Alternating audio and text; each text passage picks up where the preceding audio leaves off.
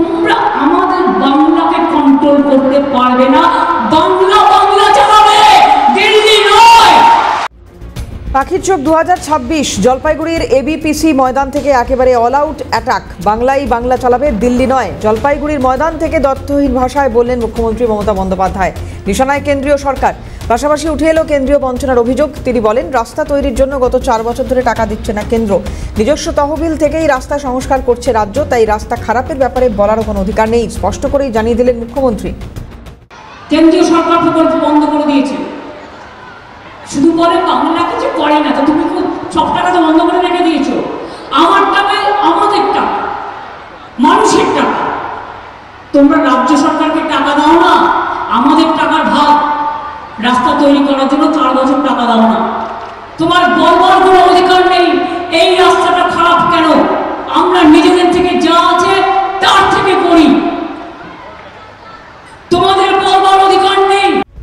Supreme নির্দেশে রাজ্যে 26,000 শিক্ষক শিক্ষাকর্মীর চাকরি বাতিল। এবার আইন মেনেই শুরু হয়েছে নিয়োগ পরীক্ষা।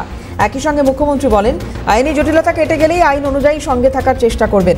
আইনের ভাষায় এর থেকে বেশি কিছু বলা সম্ভব নয় বলে জানিয়েছেন মুখ্যমন্ত্রী। টিচার আপনারা দেখেছেন, কোর্টের রায়ে যেগুলো বন্ধ হয়ে গেছিল, পরীক্ষা নেওয়া শুরু হয়েছে, গ্রুপ সি গ্রুপ ডিরও নোটিফিকেশন হয়েছে। বাদবাকিও যেটা আছে, আইনের বিশেষজ্ঞ যারা আছে তারা পরামর্শ নিচ্ছে।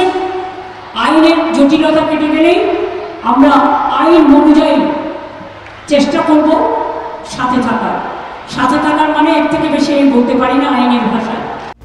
ফের একবার বাঙালি অস্মিতার শান। মুখ্যমন্ত্রী বলেন, রোজ তাকে অসম্মান করা হয়, তার জায়গায় অন্য কেউ হলে লজ্জায় মাথা নত করে পালিয়ে যেতেন, কিন্তু তা না করে দায়িত্ব পালন করছেন। তার কারণ, লুটেরারা লুটে নেবে, মানুষের কথা বলার অধিকার থাকবে না, বাংলাকে ওরা গুজরাটে পরিণত করবে।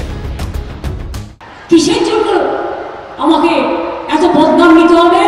শুধু এই জায়গাটা আছে বলে, বাংলার ভালো চাই বলে রোজ আমাকে অসম্মান করা হয়। আমার জায়গায় অন্য কেউ হলে লজ্জায় মাথা মতো করে পালিয়ে যেতেন, কিন্তু আমি এখনো সহ্য করি। কেন জানেন?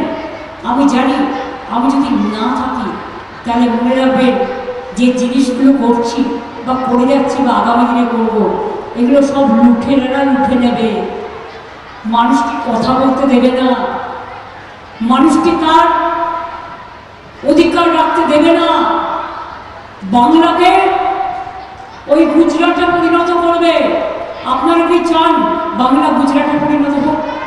নিশ্চয়ই চান না, আপনারা চান বাংলা বাংলায় থাকুক। তাই বাংলা যদি ভালো থাকে, সারা দেশ ভালো থাকবে।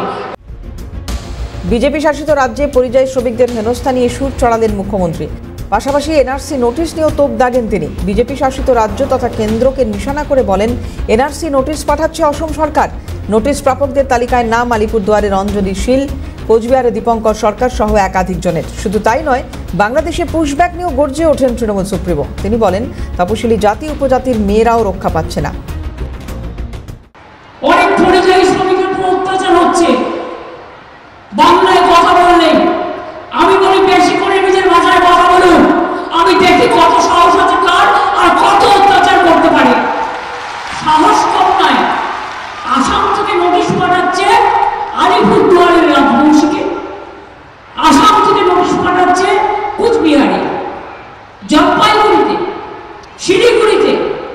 আমাদের লোকদের বাংলায় কথা বললে বাংলাদেশে পুশ করে দেওয়া হচ্ছে, এমনকি ট্রাইবাল মেয়ে পর্যন্ত রেহাই পাচ্ছে না।